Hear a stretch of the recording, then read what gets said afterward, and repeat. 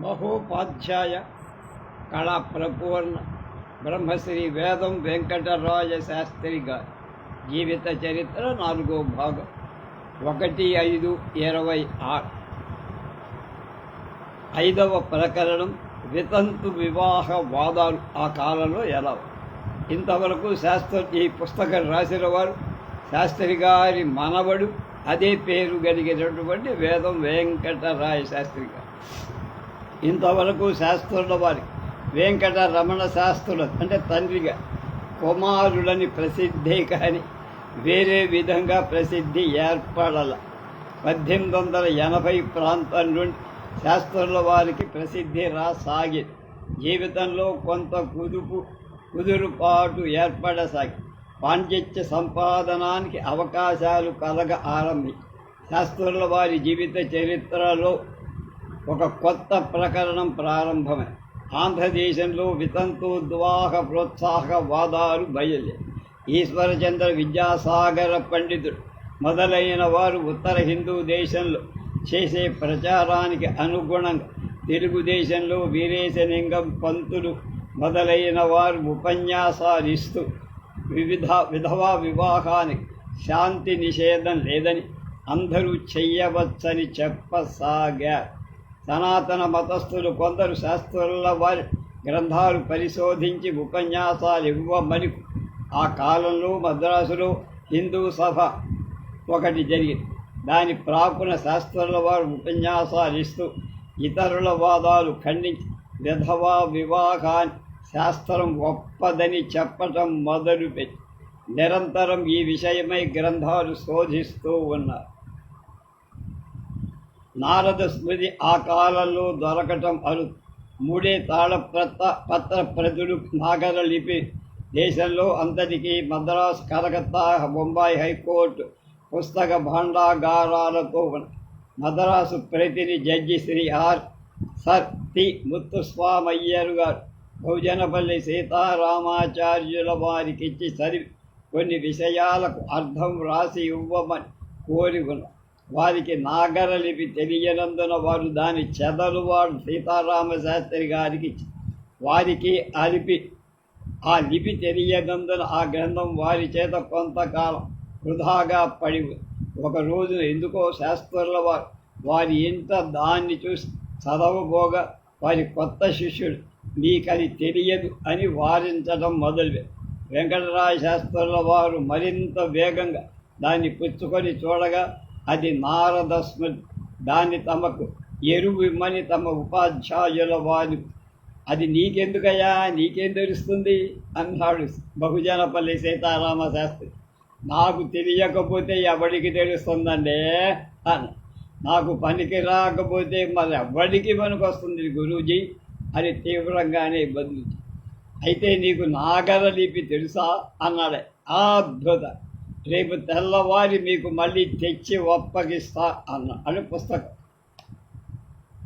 తొందర లేదు, నెమ్మదిగా తెచ్చిపెట్టు అని సీతారామ శాస్త్రుల వారు దానికి ఇచ్చేసి వెంటనే శాస్త్రుల వారు ఆ పెద్ద గ్రంథాన్ని ఇంటికి తెచ్చుకొని రాత్రంతా నిద్రపోకుండా చదివి అందులో భాగాలెన్నిటినో వ్రాసుకొని ఉదయం దంతధావనకి ముందే దాని గురువు గారి దగ్గరికి అర్థం కాలేదనుకుంటా పాపం నీకు అన్నాడాయ.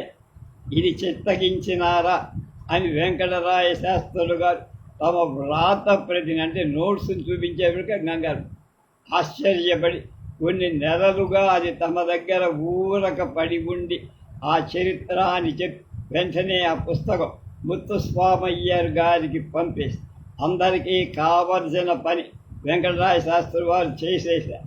ఈ విధంగా శాస్త్రుల వారు విషయ సంకలనం చేస్తారు ఎక్కడ దొరికారు. ఒకరోజు శాస్త్రుల వారు ఉపన్యాసం చేస్తారు. సభ కాగా కిక్కిరిస్తారు. పండితులు, ఉద్యోగులు, న్యాయవాదులు, న్యాయాధిపతులు, విద్యావంతులు ఇంకా ఎందరో వచ్చారు.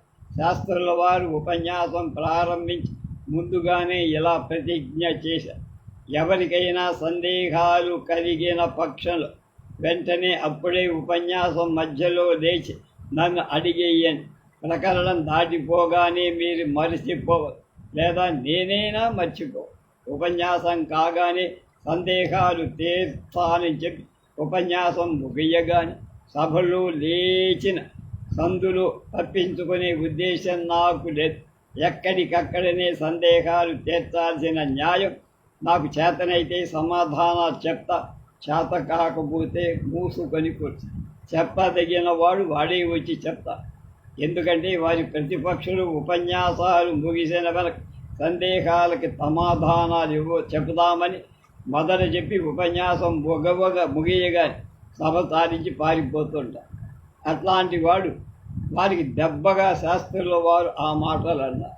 అయ్యయ్యో, శాస్త్రుల వారు అలాగైతే కొంప మునుగుతుంది అని వీరి పక్షం వారు వెనక నుండి శాస్త్రులు గారు జాగ్రత్త, ఎంత మాత్రం కాదు, ఇది నా శపథం అని శాస్త్రుల వారు బదులు.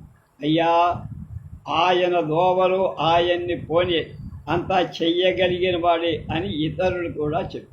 శాస్త్రుల వారి ఉపన్యాసానికి అంతరాయం కలగ అందరూ ఆశ్చర్యంగా వింటుంది. కొందరు ప్రతిపక్షులు దీన్ని చూడలేక ఎట్లా అయినా ఒక ప్రశ్న వేసి అంతరాయం కలిగించాలని తమలో తాము కూడబరుక్కొని ఒకడిని బలిపశువుగా బకర అంటారు. ఆయన మధ్వదేశస్థు, మధ్వ మత లేచి శాస్త్రులు గారు ఒక ప్రశ్న అని. ఏమిటైనా మనం తద్దినారు ఎందుకు పెట్ట, మనం పెట్టే తద్దినారు పెద్దలకు అందుతున్నాయని ఏమిటి గ్యారెంటీ, అందకపోతే పెట్టడం ఎందుకు? వెంటనే శాస్త్రుల వారు ఏమాత్రం తడువుకోకుండా గంభీరంగా సభ అంతా చూస్తూ ఉండగా, ఎవరయ్యా మధ్వమతానికి ముద్రకర్త అని అడిగారు. అయ్యా నేనండి అని ఒక ఆయన లేచి, శాస్త్రులు ఈ ప్రశ్న అడిగే ఆయన్ను తక్షణం వెలిగించండి, ఆయన అబ్బకు తద్దినం పెడుతున్నాడా లేదా కనుక, పెట్టేవాడైతే ఈ ప్రశ్న వెయ్య, పెట్టకపోతే వెలయ్యండి అన్న. ఆ మాధ్యుడు అయ్యా తెలివి లేక ప్రశ్న వేశాడు, క్షమి, అయితే కూర్చో అన్న. మళ్ళా శాస్త్రుల వారు ఉపన్యాసం ప్రారంభించి, ఈసారి అంతరాయం కలగల. మరొక చోట ఉపన్యసించే ఒకనొకరు సభలో నుండి మాటికి ఏదో ఒక ప్రశ్న అడుగుతూనే ఒకనొక శ్లోకానికి అర్థం చెప్పే సందర్భంలో విపరీతార్థాన్ని కూడా చెప్పవచ్చని శాస్త్రుల వారిని ఆక్షేపించారు.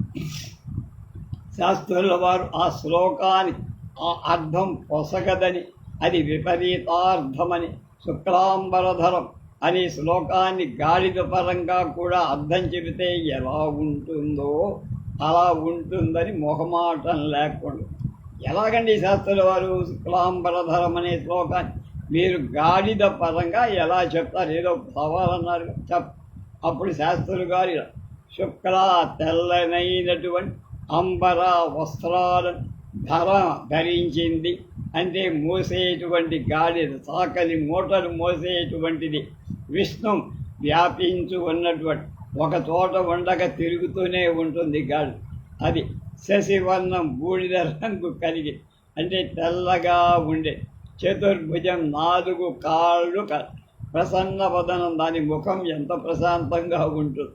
అలాంటి దాని అన్ని విఘ్నాలు ఉపశమించడాని కోసం ధ్యానిస్తున్నాను అని కంగు తినిపోయి. అయితే విఘ్నం రాకూడదు గాడిదని ఎందుకంటే ధ్యానించడం అన్నాడు కొంటె. ఓ గాడిద, మా ఉపన్యాసానికి అడ్డు రాకురా, మేము ప్రారంభించిన పనికి మాటికి అడ్డు రాకురా అని మా ప్రార్థన అని బదులు. ఈ వాక్యంతో సభలో ఉన్న వాళ్ళంతా గొల్లున ఆ ప్రాశ్నికుడు ప్రశ్న వేసినవాడు నోరెత్తకుండా కూర్చున్నాడు. వెనక వితంతు వివాదాలను నింటిలో చేర్చి ఒక గ్రంథంగా వ్రాసి ఉంచుకొని ప్రకటించడానికి ధన సాధ్యం లేదు కనుక ప్రకటన ఆలస్యము. అలా ఉండగా తిరువల్కేడిలో ఒక రావుగారు ఈ వాదాన్ని మళ్ళారి కొంత ప్రచారం జరిపి కొందరు పెద్దల చేత చందాలు వేయి లోకానికి బాగుపరపటానికి చేసి ఈ రావుగారి ఇంట ప్రతి శనివారం ఆదివారం పండిత గోష్ఠులు ప్రతివాదాలు జరిగి ఒక పండితుడు అదే పనిగా వాళ్ళ వద్దకు వచ్చి వ్రాసి ఉంచుకున్నటువంటి గ్రంథంలోని విషయాలను చూసి వ్రాసుకుంటూ శాస్త్రుల వారి సందేహాలు తీర్చుకుంటూ శాస్త్రుల వారి కాలమంతా హరిస్తూ అతడు ఆ రావుగారి ఇంట ఉపన్యాసాలు చేస్తూ ఉండి శాస్త్రుల వారు తమ కాలమంతా ఇలా వ్యర్థమవ్వడం సహించక ఒకరోజు పొద్దున్నే బయలుదేరి ఆ పుస్తకాన్ని అతనికి ఇచ్చి వేస్తే బాగుంటుందని, ఇక ఆ రోజు నుండి అతను కనపడకూడదని తలంచి తిరునలకేలి బయలుదేరి అతని ఇంటికి పోగా అతడు ఇంట్లో లేడు. అతని బంధువు ఒకడుండి, అయ్యా, ఆయన ఫలాని రావు గారి ఇంటికి పోతున్నారు, తాము అక్కడికి పోకండి, తమకి అక్కడ అవమానం జరుగుతుంది అన్నారు. నన్ను అవమానించపరిచేవాడికి 3 కళ్ళు కావాలి, ఎవడయ్యా అంతటి వాడు అని రావుగారి ఇంటికి శాస్త్రులు గారు రావుగారి జవాను గేటు దగ్గర. అప్పుడు వీరు కాగితం మీద తమ పేరు వ్రాసి ఆ జవాను ఇటువంటి చేతి తీసుకొని తాము అటు మరొక ద్వారానికి వారికి పోగానే అహాహహ శాస్త్రులు వారా, రండి రండి అని కుర్చీ చూపి రావుగారు మర్యాద చేసి ఆ జవాను వీరిని చేతిలో ఉంచుకొని వ్రేలుడు మొగంతో అంటే వేలాడే ముఖంతో ఒక మూల అఘోరిస్. అప్పుడు విధవా విభాగాల వాదము పెద్దలొకరు, ఈ వాదాలన్నీ కలిపి ఒక పుస్తకం వ్రాయిస్తే బాగుంటుందండి, వ్రాయించి ప్రకటించండి అన్న. ఎవరి చేత రాయిస్తాం అని ఇంకొకరు. శాస్త్రుల వారు, అయ్యా, అటువంటి ఒక గ్రంథం సిద్ధంగా ఉంటే పనికిరాదా, మళ్ళీ కొత్తగా రాయించాలా అన్నాడు.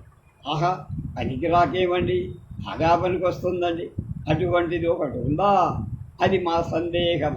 ఇదిగో అని శాస్త్రుల గారు తన జేబులోని వ్రాత పుస్తకాన్ని తీసి చూపించి వారంతా ఒకరి చేతిలో నుంచి ఒకడు కాగితాలు తిప్పారు. ఒక ఆయన ఇంకొక ఆయన చెవిలో ఏదో చెప్పి పనికిరాదని చెప్పు అన్న మాటలుగా పెదవుల కదలిక చేత శాస్త్రి గారికి అర్థమైంది. ఎందుకంటే ఆరి ద్రవ్యార్జనకు ఈ గ్రంథం అనుకూలించినట్లుగా కనపడు. ఆ పెద్దలలో ఒకరు ఆ వ్రాతపతిని చేతిలో ఉంచుకుని, అయ్యా, అంతా బాగుంది, కానీ ఇందులో వాళ్ళ ప్రశ్నలకు అన్నిటికీ సమాధానం లేదే అన్న. వెంటనే శాస్త్రుల వారు ఆ పుస్తకం దయచేయండి అని అందుకు వారు కాగితాలు ఒకవైపు మాత్రమే వ్రాసి రెండవ పక్క వ్రాత తాము ఇటు చిత్తగించినప్పుడు లేదా అని రాయని వైపు చూపి ఇటు చిత్తగించినప్పుడు లేదా అని వ్రాసిన వైపు చూపి ఆ పెద్దలు ఏం చెప్పటానికి తోసక మొగాలు వేలాడేసి శాస్త్రవారు కనుక పూర్తిగా చదివి చెప్పి ఒక కాగితం తిరగవేయగానే నీకు విషయమంతా కనబడదు. ఆ పెద్దలు ఇంకొక సాకు వెతుకుతూ, ఈ పుస్తకం చాలా పెద్దదిగా ఉందండి, కొంచెం తగ్గించి రాస్తే బాగుంటుంది అని. ఆహా అని ఇంటికి పోయి చిన్న నోటు బుక్కులో సన్నని అక్షరాలతో వ్రాసి ఇక ఇంకొన్ని విషయాలు మళ్ళా పెద్దలకు అందించి వారు చూసి, ఆహా ఇప్పుడు సరిగా ఉందండి, అట్లా అంటారు, ఇలా ఉంటారు గుణగ్రహణ పాడి. ఈ విధవా వివాహవాదాల సందర్భంలో శాస్త్రుల వారికి చాలా ప్రసిద్ధి వచ్చింది. ఆంధ్రదేశంలో కాదు, ద్రవిడ దేశంలో గొప్ప గీర్వాణ పండితులని ఖ్యాతికి. ఈ ఖ్యాతిచే శాస్త్రుల వారు అనేక మంది పండితులు ఉన్నత పదవులలో ఉండేవాడు మిత్రులయ్యారు. వారిలో శ్రీయుతులు ప్రొఫెసర్ శేషగిరి శాస్త్రులు గారు 1883 సంవత్సరం విధవా వివాహ గ్రంథం శాస్త్రులు వారు ప్రకటించి అనేక వేల ప్రతులను వెలలేకనే పంచిపోయి. ఈ సంవత్సరమే శాస్త్రుల వారు అలంకార సార సంగ్రహమని ఒక చిన్న పుస్తకాన్ని చంద్రాలోకాధ్యనేక గ్రంథాల సారాంశాన్ని రచించి ప్రకటించారు. 1880లోనూ అంతకు ముందు జన వినోదిననే పత్రిక సంపాదకులై దాదాపు 10 ఏళ్ళు వ్రాస్తున్నారు. ఈ కాలంలో ప్రతాపు కథను తమ తండ్రి గారి వల్ల విన్నదానిపై అందులోనే 4 సంచికలలో కథా సరిత్సాగరం అనువదించటానికి ప్రారంభించి కొన్ని ప్రకరణాలు జన వినోదిలో ప్రకటించి 1886లో శాస్త్రుల వారి ఏకైక పుత్రుడు మా తండ్రి అయిన వెంకటరమణయ్య గారు జన్మించి వీరి గురించి మున్ముందు వ్రాస్తా. క్రిస్టియన్ కాలేజీ 6వ ప్రకటనలో వచ్చారు. కాలేజీ సంస్కృత ప్రధాన పండిత ఉద్యోగం శాస్త్రుల వారు ఎలా ఈ పై వాదాలు శాస్త్రుల వారి కీర్తికి ప్రథమ సోపానం, మొదటి మెట్టు. అందరూ ధర్మ సందేహాలలో వారి సలహానే పొందారు. అదే వారికి క్రైస్తవ కళాశాలలో సంస్కృత ప్రధాన పండిత దక్కింది. కనుక వారే ఇలా చెప్పారు: ఇందుంగడపట పేర్కొన్న పదమందుండగా Mutyalapeta Anglo vernacular school head మాస్టర్గా 1883 స్త్రీ పునర్వివాహ దుర్వాద నిర్వాపణమని ధర్మశాస్త్ర విషయమైన నిబంధన గ్రంథాన్ని రచించి ప్రకటించారు. బహుగ్రంథ పరామర్శపూర్వకంగా నిద్రాహారాదులు వదిలేసి దాన్ని రచించి ఫలం ఇరుతెరంగు 2 రకాలే. నాకు దారిద్ర్య అనారోగ్యాది క్లేశాలు తద్గ్రంథంచే నిరస్తవాదులైన మతద్రోహుల బిరుదాంకాలు లభ్యమే. దీన్ని తిరస్కరించారు. ఈయన ఆరోగ్యం పోయింది, డబ్బు బొక్కరు. ఆయన్ని దాన్ని కాదన్న వాళ్ళకి అందలారెక్కారు. అది చెప్పి ఆ నిర్వహణ గ్రంథాన్ని ఇప్పటికీ ఎవరి వల్ల ఉత్తరం పుట్టలేదు, అంటే జవాబు రాదు. అయినా తపస్సు ఫలించకపోయిన తనువు తేలిక పడిందనే రీతిగా ఆ వాద గ్రంథం వల్ల తత్కాలంలో మహాజన సంఘం దగ్గర కావించిన ఖండన ఉపన్యాసాల వల్ల నన్ను మద్రాసులోని ప్రముఖులెల్లరూ ఎరుంగుట డాక్టర్ ఆపర్ట్, మిల్లర్ మొదలైన హౌనులకు నేను పరిచిత గీర్వాణ భాషుడన్ అవటంగా గోచరీభూతడం అవటం సంభవించింది. శ్రీ సమర్థి రంగయ్య శెట్టి గారు నన్ను మద్రాస్ క్రిస్టియన్ కాలేజీ సంస్కృత ప్రధాన పండితుని కావింపంతరంచుకొని నేను ఆ పదవినే కోరుతాను. ఆ సమయంలోనే డాక్టర్ అపత్తు దొరగారి నేను ఇంచుకంత సహాయపడ్డా.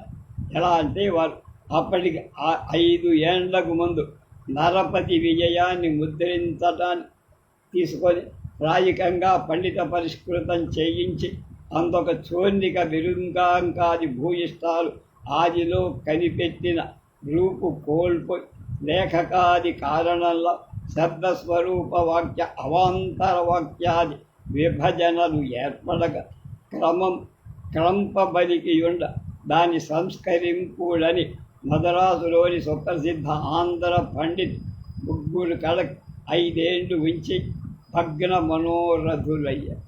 వారిని కార్యవశంలో దర్శించగా నా చేతికిచ్చి సవరింపుమని నేను వారం రోజులు ఉన్మత్తుల్లాగా అధిక ధ్యాసం దాన్ని చదివి సవరించి సాధువుగా వ్రాసి ఆంగ్లానువాద సమేతం కావి తీసుకుపోయి వారు నా ఇచ్చిన దాన్ని తీసుకొని పండిత సమేతంగా 2 వారాలు పరిశోధించుకొని అంగీకరించి తర్వాత నాకు దాని 5 ఏళ్ల వృత్తాంతమంతా చెప్పి ఆ ఇరువుర చేతంతో ప్రతిబోధితులై డాక్టర్ మిల్లర్ గారు పూర్వోక్తమైన మద్రాస్ క్రిస్టియన్ కాలేజీ సంస్కృత ఉపాధ్యాయ పదవి 1886వ సంవత్సరం నవంబర్లో నాకు ఇచ్చారు.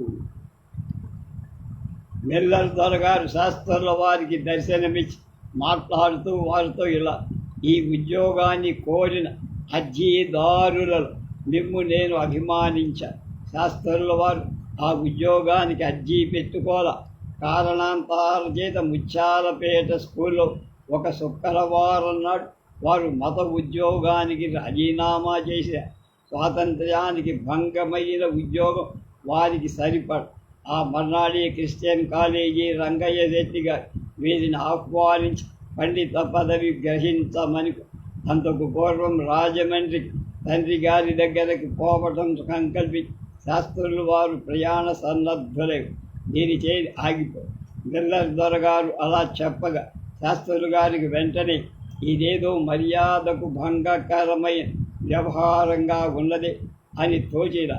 నేను అర్జీ పెట్టుకోలా, మీరే ఆహ్వానించినందుచేత వచ్చాను అని ఇంగ్లీష్లో చెప్పి మిల్లర్ క్షమించు, ఈ మాట చెప్పినందుకు చింతిస్తున్నా.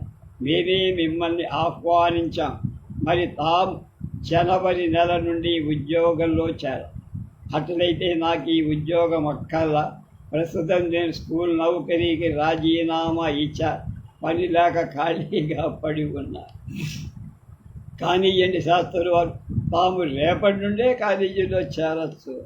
ఈ విధంగా శాస్త్రులు వారు తమ గౌరవానికి ఎంత మాత్రం లోపం రానియకుండా దర్పంతోనే కళాశాల సంస్కృత ప్రధాన పండితులు, సంస్కృతోపాధ్యాయులైన వెనకనే శాస్త్రుల వారు బిఏ చదవటం ప్రయత్నించారు.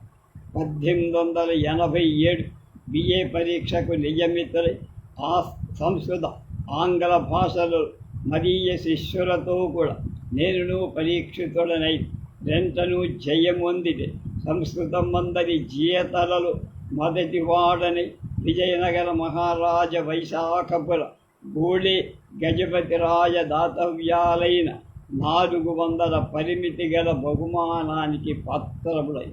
కానీ ఆ సంవత్సరం డిగ్రీ పూర్తి చేసుకోనందు ఆ బహుమానం పొందలేకపోయి. ఒక్క కారణంగా ఈ బహుమానం నాకు తప్పిపోయిందని నాతో ఆపత్తి వారు సెలవిచ్చారు. 7వ ప్రకరణం కథా సరిత్సాగర్. గ్రంథ రచన ప్రారంభం నాటి మద్రాసు జీవితం.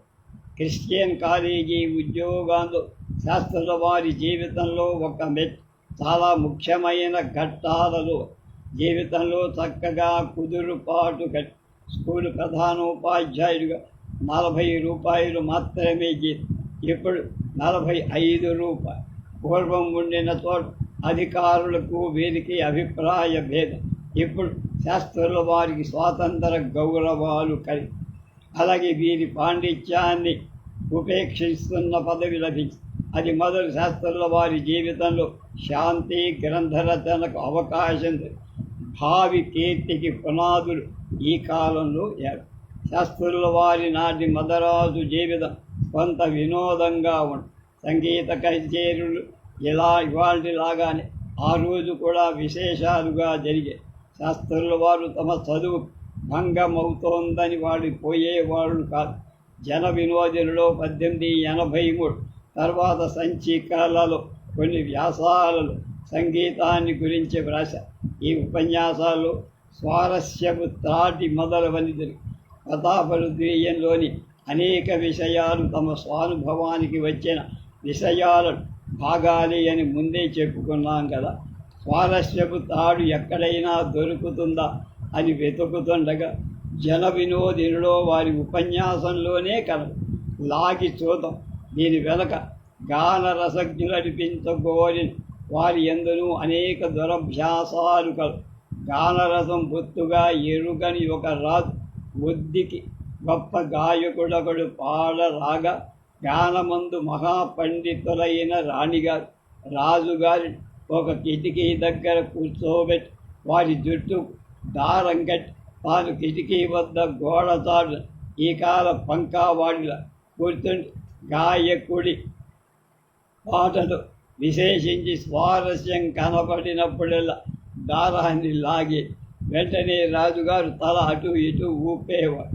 గాయకుడు రాజుగారి రసజ్ఞత ఆశ్చర్యపడి ఆనందించి మరీ హెచ్చరికతో ఇంకా స్వారస్యంగా పాడటం మొదలు పెట్టేవాడు. స్వారస్యపు దారం మూలం రాజుగారి తల మరిమరి ఆడసాగి ఎక్కువసేపు ఆ దారం ఇప్పుడు పుట్టుకుమంది. అప్పుడు నా రాజు గాయకుడితో ఓహోయ్ పాట స్వారస్యపు దారం తెగిపోయింది అన్న. గాయకుడు దాని అర్థాన్ని గ్రహింపనేర పాట మాత్రమాని భ్రాంతుడై 4 వైపులా ఈ లోపల రాణిగారు పళ్ళల్లో బహుమానానికి దాన్ని రాజుగారు గాయకుడు సంతోషించి స్వారస్యపు దారం తిరిగిన రహస్యాన్ని తెలుసుకోలేకుండానే వెళ్ళిపోయి. ఈ కథ లంబుతాల ద్వారా కాలక్రమమున బయటపడిన ఆనంద బాష్పాలు కూడా ఇక్కడే ఉన్నాయి. మరొక రాజు గానరసజ్ఞుడనిపించుకోవటానికి పాట విన్నప్పుడల్లా మిరియాల కనిక కళ్ళలో వేసుకొని బాష్పాలు తెప్పించుకుంటూ ఉండే.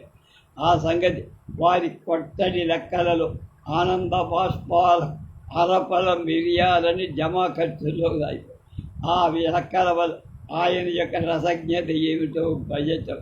శాస్త్రులు వారి దగ్గర నిరంతరం పండితులెవరో ఒకరు వెచ్చి విద్యా వ్యాసంగాలు చేశారు. శాస్త్రుల వారు స్వయంగా గాయకులు కానే కానీ ఆ శాస్త్రాన్ని చక్కగా తెలిసినవ. ఒకరోజు శాస్త్రుల వారు ఏదో మంచి విషయాన్ని గురించి మాట్లాడుతుంటే ఒక సంగీతాభిమాని మధ్యలో సంగీత ప్రస్తావన. ఒకనొక భోగంది సాయంకాలం నాట్యం చేస్తున్నాడు. దాన్ని అతడు చెప్పి శాస్త్రుల వారి ఆ ప్రస్థానం దుస్సహంగా, పైగా వారేదో వేరు విషయాల్లో లగ్నమై వినిపించుకో. అతడు మళ్ళా శాస్త్రుల వారు అది కన్ను తిప్పితేనే చాలండి అని చెప్పి అతనికి శాస్త్రుల వారితో పరిచయం కాదు. శాస్త్రుల వారు వెంటనే ఆ అనంగని ఆయన్ని చూసి తమ మనోభిప్రాయాన్ని బదులు పలకగా ముఖ వికాసం మార్చగా, అయ్యా నాకొక చిన్న సందేహం అండి. చెప్పండి శాస్త్రుల వారు. ఆ వేశ్య మన ఇంటిలో వేలు పెట్టి తిప్పుతుందా లేక తన కన్నే తిప్పుకుంటుందా అని అడిగారు. మన కంటిలో అక్కడ ఉన్న వాళ్ళంతా గొర్రెలు. ఆ రసజ్ఞుడు నివ్వరపోయి చూసి శాస్త్రుల వారు నవ్వల మొదట ఎలా ఉన్నారు. అదేమి శాస్త్రుల వారు ఇంత తెలియని వాడా అని అతనికి ఆశ్చర్యంగా కొంతసేపుండి అంతా నవ్వి ముగించిన వెనక ఇంకో శాస్త్రుల వారు వేడుక చేస్తున్నారని తెలిసి, అయ్యా అది మన జోలికి రాదు, మనను తాకదులేండి అంద. ఆహా, అయితే పర్వాలేదన్నారు శాస్త్రం. అంతా లేచి వెనక ప్రస్తావన తెచ్చిన ఆయన ఇతరులు శాస్త్రుల వారి మంచి విషయం ఏదో చెప్పుతుండగా ఇటువంటి పాడు ప్రస్తావన తెచ్చిపోతా అని బుద్ధి చెప్పటానికి వారు హాస్యం చేశారు. వారికి లోక వ్యవహారం నీకంటే బాగా తెలుసురా, ఇక మీదట కుదురుగా ఉండు, పిస్త ప్రశ్నలు తప్పదని అని అట్లా చేస్తారు. 1886 శాస్త్రుల వారు ప్రక్రియా ఛందస్ అలంకార సార సంగ్రహాన్ని రచించి ప్రకటించారు. కథా సాగరం ఆంధ్రీకరించడం మొదలుపెట్టి తమ మిత్రుడు ఎవరైనా చదువుతున్నారా వినియోగించి వారు చదువుతుంటే తాను తెలుగు వచనంగా చాలా వడిగా వ్రాసుకొని పోతూ ఉండే. ఒకనొక చోట రాఘూజీ టెలిగ్రాఫ్ ఆఫీసర్ సంస్కృత పండితుడు కొంతకాలం కథా సాగరాన్ని ఈ పనికై చదువుతారు. శాస్త్రుల గారు వ్రాయటం చూసి ఆశ్చర్యపడి అతను చదవటాన్ని నిలపగానే శాస్త్రుల వారు తెలుగు వ్రాత పూర్తయ్యే. తంతి తపా ఆఫీసు వాళ్ళం మేము ఇంత వేగంగా రాయలేమండి అని ఆశ్చర్యపోయా. టెలిగ్రాఫ్ వేరు పనుల చేత రోజు 5 పేజీల వంత వ్రాసి కొంతకాలానికి గ్రంథం పూర్తి చేసి 1891లో ప్రకటించి 1890 సంస్కృత భోజ చరిత్ర విక్రమార్క చరిత్ర సంస్కరించి లఘు టీకతో ప్రకటించి ఇలాంటి గ్రంథాలన్నీ ఈ ప్రకారమే శోధి అచ్చు వేయటానికి ఉద్యుక్తుడై ఉన్న పండితులు విద్యార్థులు ఈ ఉద్యమాన్ని సంతోషించి గ్రంథానికి ప్రచారం కలగచేయుదురుగా అని సవినయంగా మనవి చేస్తున్నానని ప్రకటన చేసి శాస్త్రుల వారికి యథాభీసు ప్రారంభించి అందు సంస్కృతాంధ్ర గ్రంథాలు శోధించి పరిష్కరించి ముద్రించాలనే కోరిక. అప్పుడు జ్యోతిష్మతి ముద్రాక్షరశాల 1890 సంవత్సరంలో ప్రారంభించి కథా సరిసాగర గద్య ప్రబంధాన్ని అందులో అచ్చేశారు. ఆ కాలంలో శాస్త్రుల వారికి శ్రీ వెంకటగిరి మహారాజా కీర్తిశేషు శ్రీ గోపాలకృష్ణ యాచేంద్రుల వారి ఆదరం దొరికి మహారాజా వారు స్వయంగా విద్యావంతులు విద్వత్పోష. శాస్త్రుల వారు కథా సరిసాగరంలో ఇలా రాశారు. కథా సరిసాగర్ నేను దొరంకొని ఆంధ్రలోకమును నమ్మి కొంతవరకు నడిపి ఆంధ్రులకు ఈ విషయం అక్కర చాలనుంది అల్పసారుడను భగ్నారంభుడనై ఉండి అట్లుండ శ్రీ రాజగోపాలకృష్ణ యాచేంద్ర మహదర్ ఆప్తవర్గం వల్ల మరీయ పూర్వోక్తోద్యమావరి సమాప్తి లోకోపకార పారీణతావశం బదులి ఏతదాంధ్ర గ్రంథ రచనా ముద్రణ సమాపము వలయు సహకారమెల్ల తాము నచ్చదనమని నాకు తెలిపించి అలాగే వలసిన సకల ధనం వస ఈ ఉద్యమాన్ని నెరవేర్చి నన్ను కృతకృత్యులు చేశారని రాసుకున్నాను. అలాగే నానా ఖ్యాన మనోహరంబైన ఈ ప్రతబంధం ఒక అపూర్వ శైలిలో రచింపబడి కఠిన పదాడంబరం లేక సులువైన పదజాలంతో కథాభాగాన్ని ఆయా చోట్ల అనువైన శైలి అందరికీ సులభగ్రాహ్యమై ఈ పుస్తకం ఆంధ్ర వచన వాంగ్మయ ఒక నూతన శైలి మార్గదర్శకమై కొందరు ప్రబంధంలోని వచనాల శైలి వ్రాస్తూ మరికొందరు వీరేశలింగం పంతులు ప్రభుతులు ఆంగ్ల గ్రంథాల సాంప్రదాయాల వల్ల తెలుగులోనికి తెస్తున్నారు. శాస్త్రుల వారు తెలుగువారి జాతీయతను కోపింపజేయ తిక్కనాథుల సాంప్రదాయాలను అనుసరించి ఆంధ్రదేశంలో జనసామాన్యం వాడుక భాషను చేరువైన భాషలో కథలు ఈ వచనాలు పటిమ గాంభీర్యం చక్కగా శైలి ఏమాత్రం ఎక్కువ తక్కువ సాపుగా శాస్త్రుల వారి శైలి అనుకరించి చాలామంది రాశారు. ఇంకా వ్రాస్తూనే ఇది ఎలా ఉండగా శాస్త్రుల వారి అచ్చాఫీస్ ఎక్కువ కాలం జరగదు. వారి ఆర్థిక క్లేశాలు ఇబ్బంది ఎక్కువ. వెంటనే శాస్త్రుల వారిని దాన్ని విక్రయించి వేసి తమ ఉద్యమాన్ని తాత్కాలికంగా ఆపేశారే కానీ మళ్ళా ప్రారంభించే ఉద్దేశం మాత్రం మానలేదు. రేపు పాత్రోచిత భాష 8వ ప్రకటన.